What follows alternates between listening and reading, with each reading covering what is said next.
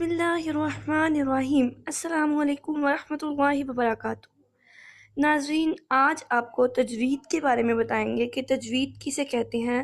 बहुत सारे लोग ये पूछ रहे थे कि तजवीद की इम्पोर्टेंस के बारे में कुछ बता दें, तो देख लें और आप सुन भी सकते हैं कि तजवीद के लफ्ज़ मायने किसी चीज़ को उम्दा बनाना है, ज़िक्र किसी चीज़ को अच्छे तरीके से अदा करना, दुरुस्त मखारिज में अदा करना, नेज़ तमाम ज़रूरी सिफ़ात के साथ अदा करने को तजवीद कहते हैं। और उसके बाद सुन लें मखरिज किसे कहते हैं। हरूफ की आवाज़ के निकलने की जगह को मखरिज कहते हैं।